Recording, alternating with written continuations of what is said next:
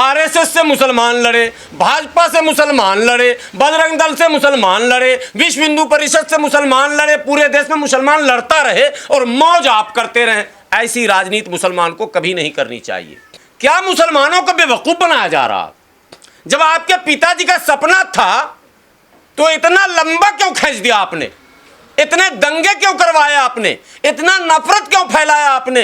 इतना हिंदू और मुसलमान के बीच दूरी क्यों करवाई आपने? यह भी एक सवाल पूछा जाना चाहिए। मगर मुसलमान तो इस मिट्टी का बना है कि इसको कह दिया तुम मर जाओ, तबाह हो जाओ, बर्बाद हो जाओ, मोदी नहीं आना चाहिए। और जितने बोल रहा मोदी ने आना चाहिए उतने ही मोदी आते जा रहा। कानून जब संविधान से देश चलेगा तो संवैधानिक व्यवस्था क्यों नहीं की गई? आज क्यों भाजपा को यह कहना पड़ रहा कि लाइसेंस तुमको लेना पड़ेगा? लाइसेंस तो चाहिए, चाहे दुकान मुर्गे का हो, मछली का हो, सब्जी का हो या गोश्त का हो, लाइसेंस तो सबके लिए चाहिए। इसका मतलब गैर कानूनी धंधे को बढ़ावा दिया गया था। अब भाजपा का चाबुक जब चल रहा है, चूंकि उस धंधे में ज़्यादा मुसलमान शामिल थे तो परेशानी अब इनको झेलनी पड़ रही है। जितने बुलडोज़र चल रहे हैं, जितना एक्शन हो रहा, वो कानून का हवाला दिया जा रहा। मतलब गैर कानूनी कंस्ट्रक्शन, गैर कानूनी दुकान, गैर कानूनी कारोबार, गैर कानूनी तिजारत, गैर कानूनी सारे मामले बढ़ा दिए गए थे। और ख़ास कर मुसलमानों को गैर कानूनी काम करने की लत लगा दी गई थी, जिसका खमियाजा आज हमको भुगतना पड़ रहा है। न यादवों पे फ़र्क पड़ेगा, न गुजरों पे फ़र्क पड़ेगा, न जाटवों पे फ़र्क पड़ेगा, किसी पे कोई फ़र्क नहीं पड़ेगा सरकार के बनने बिगड़ने से। चूँकि सेकुलर पार्टियों ने मुसलमानों का गलत इस्तेमाल कर लिया था, इसलिए अब सबसे बड़े भुक्तभोगी हम हैं और पॉलिटिकल एनिमी भी हम ही हैं। कोई नहीं हराने जा रहा। कोई यादव ताल ठोक के भाजपा को नहीं हरा रहा, कोई गुजर ताल ठोक के भाजपा को नहीं हरा रहा, मुसलमान ताल ठोक के भाजपा को हरा रहा। तो पॉलिटिकल एनिमी, राजनीतिक दुश्मन हम बन रहे। किसके लिए? अगर सत्ता आ भी गई तो राज कौन भोगेगा? अब भाजपा को हरा के सुकून नहीं मिलेगा। अब भाजपा को मुसलमान जिताएगा तब सुकून मिलेगा। ये रास्ता बन चुका है। नाक रगड़ लीजिए, ताकत लगा लीजिए, आपके बस का अब कुछ भी नहीं है। आपके पास एक ही रास्ता का, अब आप भाजपा को जिता के लाइए।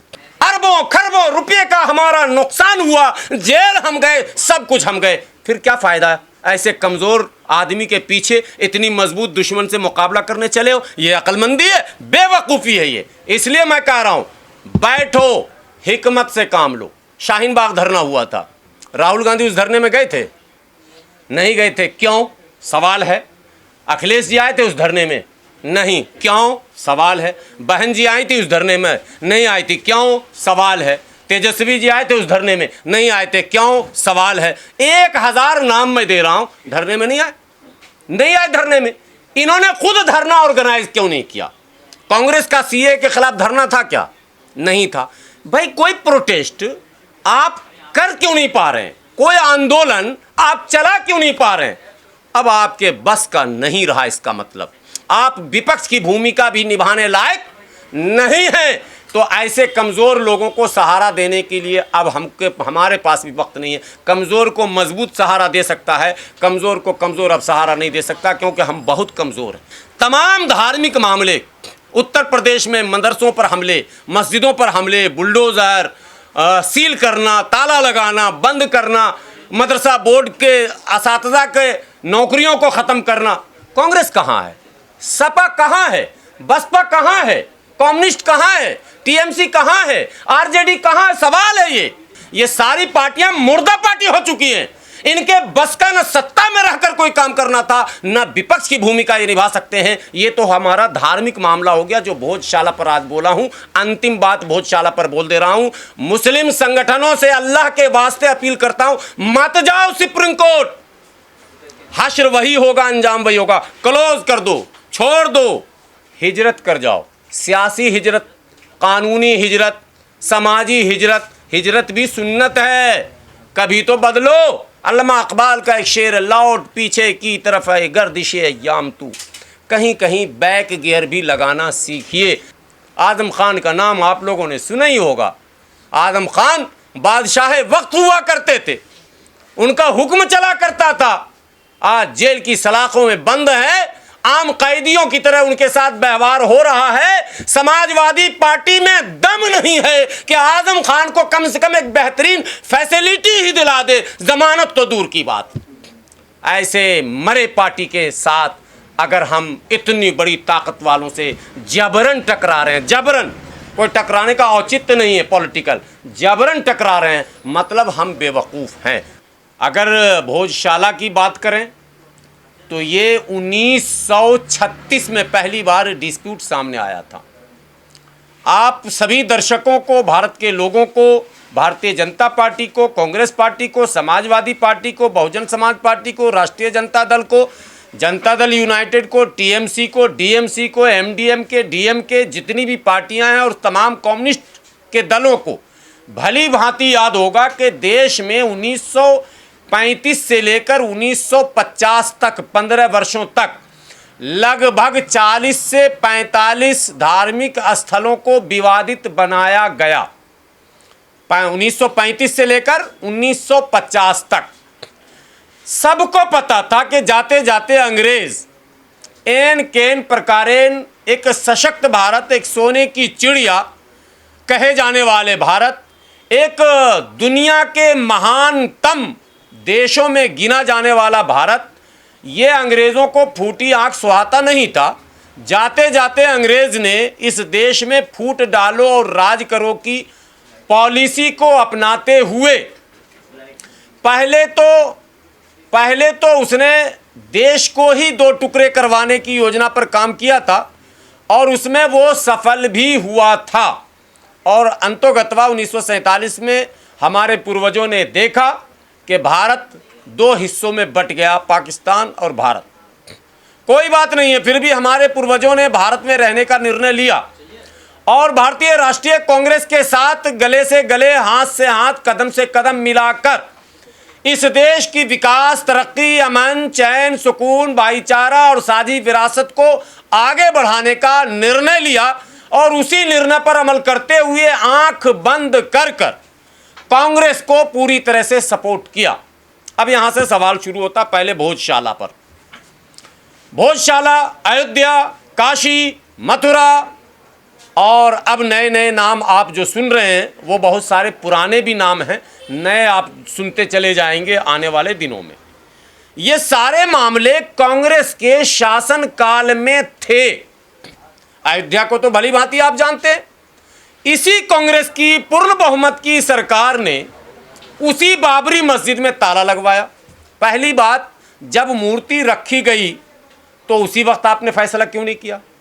निर्णय लेने की क्षमता आप में क्यों नहीं थी जब आप सत्ता में थे? तो या दे देते या ले लेते, खेल खत्म हो जाता। लेकिन जो आज के वर्तमान भारत के प्रधानमंत्री आदरणीय नरेंद्र मोदी जी कहते हैं कि लटकाना, भटकाना और अटकाना ये कांग्रेस का काम है, कांग्रेस ने अपने कार्यों से यह सिद्ध किया। जब 22-23 दिसंबर की मध्य रात्रि में ये डिस्प्यूट हुआ, जहां हिंदू भाइयों ने ये कहा कि रामलला प्रकट हुए, जहां साक्ष्य के आधार पर वहां मौजूद सिपाहियों ने और दूसरे लोगों ने ये कहा कि मस्जिद के दीवार को माने जंप करके, ट्रेस पास करके मूर्ति रखी गई। अयोध्या के वरिष्ठ पत्रकार ने उस पर कई लेख लिखे, उनकी एक किताब अभी लिखी हुई है, भी मेरे पास मौजूद है यहीं पर, अभी 2 मिनट में वो निकलेगा किताब भी। उन्होंने किताब लिखी, चूंकि अयोध्या का चैप्टर क्लोज है इसलिए मैं ज़्यादा कुरेदना नहीं चाहता हूँ, लेकिन कांग्रेस के शासन सत्ता को समझाने के लिए अयोध्या का जिक्र मुझे लाना पड़ा है। अब उसमें ताला लगा दिया। भाई ताला क्यों लगाया? अगर रामलला प्रकट हुए तो राम मंदिर बना देते, काम खत्म हो जाता। और अगर मूर्ति रखी गई थी तो मूर्ति निकालते, मस्जिद को पवित्र करते, मुसलमान के हवाले करते, फोर्स तैनात करते, खबरदार, होशियार, कोई नहीं आ सकता, मुद्दा खत्म होता। आपने मुद्दा खत्म नहीं किया। नतीजा ये हुआ कि बाद के दिनों में स्वर्गीय इंदिरा गांधी जी ने उसमें और काम किया और जब राजीव जी आए तो उन्होंने शिलान्यास किया। आपने शिलान्यास क्यों किया था? आपको उसी वक्त मंदिर का निर्माण ही कर देना चाहिए था। भाजपा पर आप आरोप लगा रहे हो। देश के प्रबुद्ध मुस्लिम नौजवानों, गंभीरता से टीका टिप्पणी करने से पहले गंभीरता से समझना है। ये अगर नहीं समझोगे तो आने वाला दिन और भी खतरनाक होने वाला है। ये मत समझो कि मामला खत्म हो रहा, आपको समझना ही पड़ेगा और सच बोलना और सच के साथ खड़ा होना पड़ेगा। कांग्रेस ने जानबूझकर किस्तों में उस अयोध्या को, जिस अयोध्या के नाम पर मेरठ, मलियाना, हाशिमपुरा, भागलपुर और कई बड़े दंगे हुए, यहां तक के गोधरा जो दंगा हुआ है वो भी राम भक्त अयोध्या से लौट रहे थे या अयोध्या शायद जा रहे थे साबरमती एक्सप्रेस से, यानी मुद्दा वो भी अयोध्या का था। 15 से 20 हजार मुसलमान काट मार दिए गए उस गुजरात में, मुद्दा अयोध्या था। सैकड़ों मारे काटे गए हाशिमपुरा में, मुद्दा अयोध्या था। हजारों भागलपुर में मारे गए, मुद्दा अयोध्या था। कांग्रेस अंधी थी, बहरी थी, गूंगी थी, लंगड़ी थी, क्या था? क्या मजबूरी थी कांग्रेस की कि इस मुद्दे को खत्म नहीं किया? अंतोगत्वा कांग्रेस खत्म हुई, भारतीय जनता पार्टी आई, मुद्दा खत्म हो गया। आपको तकलीफ जरूर होगी कि मस्जिद की जगह पर मंदिर बना दिया गया, लेकिन मुद्दा तो खत्म कर दिया गया। अब आप समझिए, बाकी बातें आप समझते रहिएगा, मुझे भोजशाला पर वही बात कहनी है। ठीक अयोध्या की तर्ज पर 1936 से यह विवाद चलता रहा। कांग्रेस का शासन सत्ता मध्य प्रदेश में पूर्ण बहुमत का और केंद्र में भी पूर्ण बहुमत की कई बार। उसके बाद अब जो सबसे बड़ा जुर्म हुआ वो 2004 से 2014 यूपीए, अकेले कांग्रेस नहीं, अब सपा आप भी आ जाओ, आरजेडी आप भी आ जाओ, टीएमसी आप भी आ जाओ, कम्युनिस्ट आप भी आ जाओ, क्योंकि यूपीए में आप सब दल थे। डीएमके, सीएमके, जीएमके, जितना दल है सब मिला के बनाया गया था। भाजपा को सत्ता में नहीं आने देना है तो यूपीए की सरकार बनी, सरदार मनमोहन सिंह को प्रधानमंत्री बनाया गया। मैं बार बार कह रहा हूं, फिर कह रहा हूं, इसको समझना ही पड़ेगा। गुजरात दंगे का जांच हुआ क्या? 2014 से 2004 से 2014 तक 10 साल की सरकार थी इनकी। 10 साल में गोधरा दंगे का जांच होना चाहिए। साबरमती में आग किसने लगाई? आज तक मामला सामने नहीं आया। क्यों नहीं आया? हमको सिखाते हैं। मल्लिकार्जुन खड़गे जी आसाम में जाते हैं भाषण करने और कहते हैं तुम नमाज मुसलमानों नियत तोड़ के सांप और आरएसएस दोनों में कोई आरएसएस को पहले मारो। क्या बकवास कर रहे हैं मल्लिकार्जुन खड़गे जी बुढ़ापे में? आप ये काम मुसलमान करे, आरएसएस से मुसलमान लड़े, भाजपा से मुसलमान लड़े, बजरंग दल से मुसलमान लड़े, विश्व हिंदू परिषद से मुसलमान लड़े, पूरे देश में मुसलमान लड़ता रहे और मौज आप करते रहें। ऐसी राजनीति मुसलमान को कभी नहीं करनी चाहिए। ऐसी बेवकूफ़ी मुसलमानों को कभी नहीं करनी चाहिए। अगर संकट देश पर है तो देश खड़ा होगा, संकट अगर मुसलमान पर होगा तो मुसलमान खड़ा होगा। सिर्फ मुसलमान पर जब संकट होगा तब मुसलमान खड़ा होगा। जब देश पर संकट है, आप मुसलमान को प्रोवोक कर रहे हैं, मुसलमान को ललकार रहे हैं, मुसलमान को पुचकार रहे हैं, मुसलमान को माने घुमा रहे हैं। हर पॉलिटिकल पार्टी जो अपने आप को सेकुलर कह रही है, ये तमाम पॉलिटिकल पार्टियां जब भाषण के लिए खड़ी होती हैं तो मुसलमान को ज़रूर साधने की कोशिश करती हैं। और आज मुसलमान कहाँ खड़ा है ये बताने की ज़रूरत नहीं। इस भोजशाला में जिसका निर्णय कल आया, कांग्रेस चाहती तो इस मुद्दे को कब का कब दफन कर देती। क्या मजबूरी थी कांग्रेस की? अदालतों पर आरोप लग रहे हैं, सरकार के दबाव में फैसले हो रहे हैं। कांग्रेस के ज़माने में सरकार नहीं थी क्या? कांग्रेस भी दबाव बना लेती, फैसले करवा लेती और करवाया। अयोध्या के मुद्दे पर शिलान्यास, जो बाबरी मस्जिद में हुआ शिलान्यास राम जन्मभूमि का, वो राजीव गांधी ने बाज़ाब्ता कोर्ट से ऑर्डर करा के शिलान्यास किया। वो ऑर्डर कैसे हो गया?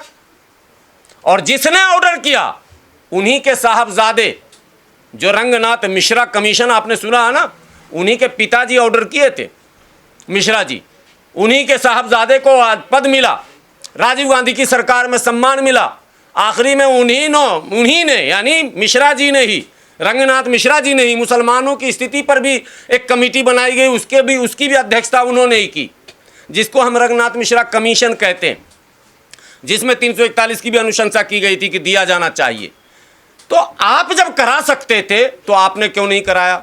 अब जब कल आदेश आया तो हमारे संगठन के सभी लोग, अब मैं मुस्लिम संगठनों को भी कह रहा हूँ, तमाम संगठनों को लोग, शहर काजी धार, शहर काजी भोजशाला जहाँ है वहाँ के भी शहर काजी, और मध्य प्रदेश के बड़े तमाम मुस्लिम चेहरे और दिल्ली में बैठे तमाम बड़े मुस्लिम चेहरे ये कह रहे हैं कि हम सुप्रीम कोर्ट जाएंगे। ऑल इंडिया यूनाइटेड मुस्लिम मोर्चा का ये मानना है कि सुप्रीम कोर्ट में भी फैसले वही होंगे जो हाई कोर्ट के हुए हैं। आप अपना समय, अपना पैसा, अदालत का समय बर्बाद न करें, सुप्रीम कोर्ट न जाएं और ये भी ना कहें कि ये काम भारतीय जनता पार्टी ने करा दिया, क्योंकि ये काम 12 सालों का नहीं है, ये काम 50 वर्ष से लगातार हो रहा है। तो जो कांग्रेस आज मौजूद है मल्लिकार्जुन खड़गे जी के नेतृत्व में, उस कांग्रेस में भी वो ताकत नहीं है कि वो ये कह सके कि मोदी जी ने अदालत के जरिए ये फैसला करवा लिया। है ताकत। अयोध्या में जब फैसला आया, आज की तारीख में अभी बैठा हूं, कोई अगर एक्सपर्ट है सोशल मीडिया के, ट्विटर खोलेंगे और जिस दिन ये फैसला आया था 2019 में नवंबर में अयोध्या का फाइनल फैसला, उस दिन के ट्विटर हैंडल को श्रीमती प्रियंका गांधी जी के देखेंगे। उनका ट्वीट है कि मेरे पिताजी का सपना साकार हुआ। क्या मुसलमानों को बेवकूफ़ बनाया जा रहा? जब आपके पिताजी का सपना था तो इतना लंबा क्यों खींच दिया आपने? इतने दंगे क्यों करवाए आपने? इतना नफरत क्यों फैलाया आपने? इतना हिंदू और मुसलमान के बीच दूरी क्यों करवाई आपने? यह भी एक सवाल पूछा जाना चाहिए। मगर मुसलमान तो इस मिट्टी का बना है कि इसको कह दिया तुम मर जाओ, तबाह हो जाओ, बर्बाद हो जाओ, मोदी नहीं आना चाहिए। और जितने बोल रहा मोदी ने आना चाहिए उतने ही मोदी आते जा रहा। बंगाल में बोला नहीं आना चाहिए, वहाँ आ गए। आसाम में नहीं आना चाहिए। 38% मुस्लिम मतदाता हैं आसाम में। जब 38 वाले नहीं रोक पाए, 30% मुसलमान पश्चिम बंगाल में, 30% वाले नहीं रोक पाए, 20% वाले यूपी में वो न रोक पाए, 19% वाले बिहार में वो न रोक पाए। कहाँ रोक पाओगे? पहले ये बताओ, क्यों रोकोगे? दोनों सवाल एक साथ। कहाँ रोकोगे, क्यों रोकोगे? मुद्दा क्या है तुम्हारा? अगर मंदिर मस्जिद के नाम पर राजनीति करने का आरोप भाजपा पर है, वो है, अगर मगर नहीं है, मैं भी मानता हूं है, तो फिर कांग्रेस इससे बड़ी कहां पर है? सपा इससे पीछे कहां है? आरजेडी इससे पीछे कहां है? बाकी पार्टियां इससे पीछे कहां है?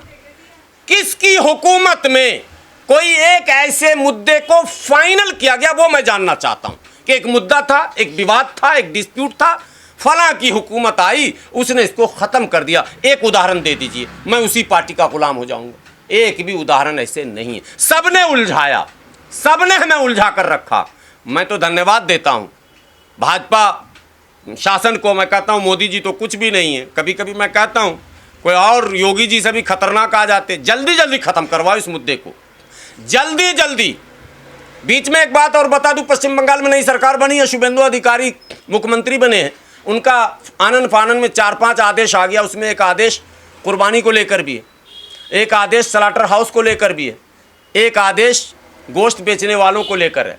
मैंने कई बार प्रेस कॉन्फ्रेंस के माध्यम से कहा, मंचों से भी कहा कि सेकुलर सरकारों में आखिर क्या मजबूरी थी कि आपने इसके लिए कानून नहीं बनाया। कानून, जब संविधान से देश चलेगा तो संवैधानिक व्यवस्था क्यों नहीं की गई? आज क्यों भाजपा को यह कहना पड़ रहा कि लाइसेंस तुमको लेना पड़ेगा? लाइसेंस तो चाहिए, चाहे दुकान मुर्गे का हो, मछली का हो, सब्जी का हो या गोश्त का हो, लाइसेंस तो सबके लिए चाहिए। इसका मतलब गैर कानूनी धंधे को बढ़ावा दिया गया था। अब भाजपा का चाबुक जब चल रहा है, चूंकि उस धंधे में ज़्यादा मुसलमान शामिल थे, तो परेशानी अब इनको झेलनी पड़ रही है। गलती किसकी? सेकुलर पार्टियां अगर कानूनी रास्ता बना दे होती, उस वक्त रास्ता बन गया होता, तो आज भाजपा क्या करती? कानून से तो आगे नहीं जाती, कानून के खिलाफ तो नहीं जाती। जितने बुलडोज़र चल रहे हैं, जितना एक्शन हो रहा, वो कानून का हवाला दिया जा रहा। मतलब गैर कानूनी कंस्ट्रक्शन, गैर कानूनी दुकान, गैर कानूनी कारोबार, गैर कानूनी तिजारत, गैर कानूनी सारे मामले बढ़ा दिए गए थे। और ख़ास कर मुसलमानों को गैर कानूनी काम करने की लत लगा दी गई थी, जिसका खमियाजा आज हमको भुगतना पड़ रहा है। सत्ता में रह के तो आपने ये खेल किया, विपक्ष में आकर भी हम लड़ रहे हैं किसके लिए? सो कॉल्ड सेकुलर पार्टियों के लिए, और जिसके लिए लड़ रहे हैं वो कोई कमज़ोर है क्या? आज मोदी जी की सरकार बनने से राहुल गांधी जी की सेहत पे कोई फ़र्क पड़ा है? उनकी सुरक्षा पर, सिक्योरिटी पर, खाना पर, रहने पर, चलने पर कोई फ़र्क पड़ा है क्या? अखिलेश जी की सुरक्षा पर, सिक्योरिटी पर, उनके रिहाइश पर, रहने पर, खाने पर कोई फ़र्क पड़ा है क्या? तेजस्वी जी के किसी चीज़ पर, सेहत पे असर पड़ा है क्या? नहीं पड़ा। ममता बनर्जी चुनाव हार गई, उनके प्रोटोकॉल में उनको जो फैसिलिटी माने कॉन्स्टिट्यूशनल मिलने वाली है उस पर कोई फ़र्क होगा क्या? नहीं होगा। अब एक कदम और आगे बढ़ जाऊं, लालू जी, तेजस्वी जी की जाति पर भी कोई फ़र्क पड़ेगा क्या? लालू जी के हनुमान कहे जाते थे राम कृपाल यादव बिहार में, आज मंत्री हैं भारत सम्राट की मंत्रिमंडल में। फ़र्क हम पर पड़ रहा है। क्यों पड़ रहा है ये सवाल क्यों नहीं पूछा जा रहा है? न यादवों पे फ़र्क पड़ेगा, न गुजरों पे फ़र्क पड़ेगा, न जाटवों पे फ़र्क पड़ेगा, किसी पे कोई फ़र्क नहीं पड़ेगा सरकार के बनने बिगड़ने से। चूंकि सेकुलर पार्टियों ने मुसलमानों का गलत इस्तेमाल कर लिया था, इसलिए अब सबसे बड़े भुक्तभोगी हम हैं और पॉलिटिकल एनिमी भी हम ही हैं। कोई नहीं हराने जा रहा, कोई यादव ताल ठोक के भाजपा को नहीं हरा रहा, कोई गुजर ताल ठोक के भाजपा को नहीं हरा रहा, मुसलमान ताल ठोक के भाजपा को हरा रहा। तो पॉलिटिकल एनिमी, राजनीतिक दुश्मन हम बन रहे। किसके लिए? अगर सत्ता आ भी गई तो राज कौन भोगेगा? राज तो राहुल गांधी भोगेंगे, मल्लिकार्जुन खड़गे जी भोगेंगे, अखिलेश जी भोगेंगे, ममता जी भोगेंगी, तेजस्वी जी भोगेंगे, अन्य लोग भोगेंगे। हमको क्या मिलेगा? तब भी भाजपा को हरा देने के बाद क्या मिलेगा? बोलेंगे सुकून। नहीं, अब भाजपा को हरा के सुकून नहीं मिलेगा। अब भाजपा को मुसलमान जिताएगा तब सुकून मिलेगा। ये रास्ता बन चुका है। नाक रगड़ लीजिए, ताकत लगा लीजिए, आपके बस का अब कुछ भी नहीं है। आपके पास एक ही रास्ता का, अब आप भाजपा को जिता के लाइए। इन सभी सो कॉल्ड सेकुलर पार्टियों को आपको अब हराना पड़ेगा खुला। इनको हरा के आप इनसे दुश्मनी नहीं ले सकते, क्योंकि ये दुश्मनी के लायक भी नहीं। पूरा इतिहास 12 साल का उठाकर देख लीजिए।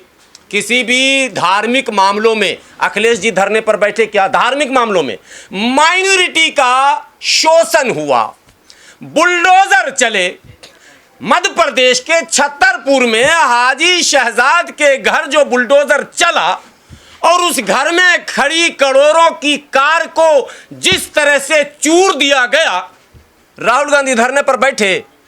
वो जो पटवारी कौन है नेता मध्य प्रदेश में, कांग्रेस का जो नेता है जीतू पटवारी, धरने पर बैठा? नहीं बैठा। अखिलेश जी धरने पर बैठे? नहीं बैठे। कौन भोगा? अरबों खरबों रुपये का हमारा नुकसान हुआ, जेल हम गए, सब कुछ हम गए। फिर क्या फायदा? ऐसे कमजोर आदमी के पीछे इतनी मजबूत दुश्मन से मुकाबला करने चले हो? ये अक्लमंदी है? बेवकूफ़ी है ये। इसलिए मैं कह रहा हूं, बैठो, हिकमत से काम लो। हिकमत से इस मुल्क के निज़ाम में आप शामिल हो सकते हैं। ताकत से लोकतंत्र में आप इस मुल्क के निज़ाम में शामिल नहीं हो सकते हैं। इसलिए प्रोवोक करना, लंबे लंबे भाषण देना, तेरे से निमट लूँगा, फला चिला, नो। आइए मिल बैठकर और मुद्दे। शाहीन बाग धरना हुआ था, राहुल गांधी उस धरने में गए थे? नहीं गए थे। क्यों? सवाल है। अखिलेश जी आए थे उस धरने में? नहीं। क्यों? सवाल है। बहन जी आई थी उस धरने में? नहीं आई थी। क्यों? सवाल है। तेजस्वी जी आए थे उस धरने में? नहीं आए थे। क्यों? सवाल है। 1000 नाम मैं दे रहा हूं, धरने में नहीं आए। नहीं आए धरने में। इन्होंने खुद धरना ऑर्गेनाइज क्यों नहीं किया? कांग्रेस का सीए के खिलाफ धरना था क्या? नहीं था। भाई कोई प्रोटेस्ट आप कर क्यों नहीं पा रहे हैं? कोई आंदोलन आप चला क्यों नहीं पा रहे हैं? अब आपके बस का नहीं रहा। इसका मतलब आप विपक्ष की भूमिका भी निभाने लायक नहीं हैं। तो ऐसे कमज़ोर लोगों को सहारा देने के लिए अब हमारे पास भी वक्त नहीं है। कमज़ोर को मजबूत सहारा दे सकता है, कमज़ोर को कमज़ोर अब सहारा नहीं दे सकता, क्योंकि हम बहुत कमज़ोर हैं। और जाते जाते कांग्रेस ने हमको बता दिया था कि तुम बहुत कमज़ोर हो। सक्चर कमेटी की रिपोर्ट और रंगनाथ मिश्रा कमीशन का रिपोर्ट किसी और ने नहीं बताया, उसी कांग्रेस ने, जिस कांग्रेस ने मेरा शोषण किया, दोहन किया, उसने ही बताया। तमाम धार्मिक मामले, उत्तर प्रदेश में मदरसों पर हमले, मस्जिदों पर हमले, बुलडोज़र, सील करना, ताला लगाना, बंद करना, मदरसा बोर्ड के असातिज़ा के नौकरियों को ख़त्म करना। कांग्रेस कहाँ है? सपा कहाँ है? बसपा कहाँ है? कम्युनिस्ट कहाँ है, टीएमसी कहाँ है, आरजेडी कहाँ है, सवाल है ये। आपके लिए मैं नारे लगाऊं? असम का रिपोर्ट ये बताता है कि कांग्रेस 19 सीट जीती वहाँ असम में। 19 जीती कि 20 जीती? 19। 18 मुसलमान जीते। 19 में 18 मुसलमान जीते दिलशाद भाई। मतलब कांग्रेस के पास एक भी नॉन मुस्लिम नहीं बचा। बंगाल में 1 सीट कांग्रेस जीती, मुसलमान। कम्युनिस्ट 2 सीट जीती, मुसलमान। भैया विपक्ष को हो क्या गया? क्यों हम मुर्दे का पालकी ढोए? भाई मुर्दे को उतना ही दूर उठाया जाता, जनाजे से लेकर कब्रिस्तान तक, शमशान घाट तक। शमशान घाट तक पहुंचा दिया। अब माफ़ कीजिए, राम नाम सत्य है, आपका यही गत है, इससे आगे नहीं। मुसलमानों को सावधान होना पड़ेगा। ज़्यादा कांधा मुर्दे को दीजिएगा, मुर्दा बदबू दे देगा या फिर भूत बनकर आपको परेशान करेगा। ये सारी पार्टियां मुर्दा पार्टी हो चुकी हैं। इनके बस का न सत्ता में रहकर कोई काम करना था, न विपक्ष की भूमिका ये निभा सकते हैं। ये तो हमारा धार्मिक मामला हो गया, जो भोजशाला पर आज बोला हूं। अंतिम बात भोजशाला पर बोल दे रहा हूं। मुस्लिम संगठनों से अल्लाह के वास्ते अपील करता हूं, मत जाओ सुप्रीम कोर्ट। हश्र वही होगा, अंजाम वही होगा। क्लोज कर दो, छोड़ दो, हिजरत कर जाओ। सियासी हिजरत, कानूनी हिजरत, समाजी हिजरत। हिजरत भी सुन्नत है, कभी तो बदलो। अल्लामा इकबाल का एक शेर, लौट पीछे की तरफ है गर्दिशे अय्याम तू। कहीं कहीं बैक गियर भी लगाना सीखिए। हमेशा गाड़ी में टॉप गियर ही नहीं लगता है, कई बार बैक गियर भी लगाना पड़ता है, उसकी ज़रूरत पड़ती है। सो इस वक्त मुसलमानों को बैक गियर लगाने की ज़रूरत है। कोई ये मत कह देना भूल से कि हम डरपोक नहीं, सब डरते। अभी ओवैसी साहब पे छापा एक तो ईडी का पड़ जाए, फिर देखना उनका भी बिरनी की तरह उड़ने लगेंगे। सब डरता है, कौन कहता है मैं नहीं डरता हूं? ये तकरीर है कि अल्लाह के सिवा किसी से नहीं डरता हूं। सब डरते हैं और डर का मुजाहिरा भी सबका हो चुका है। डर की हालत तो ये है कि इतने बड़े कायद, इतने बड़े लीडर उस काली कोठरी में बरसों से बंद हैं, कोई पूछने वाला नहीं है। आजम खान का नाम आप लोगों ने सुना ही होगा। आजम खान बादशाह वक्त हुआ करते थे, उनका हुक्म चला करता था। आज जेल की सलाखों में बंद है, आम कैदियों की तरह उनके साथ व्यवहार हो रहा है। समाजवादी पार्टी में दम नहीं है कि आजम खान को कम से कम एक बेहतरीन फैसिलिटी ही दिला दे, जमानत तो दूर की बात। ऐसे मरे पार्टी के साथ अगर हम इतनी बड़ी ताकत वालों से जबरन टकरा रहे हैं, जबरन, कोई टकराने का औचित्य नहीं है पॉलिटिकल, जबरन टकरा रहे हैं, मतलब हम बेवकूफ़ हैं।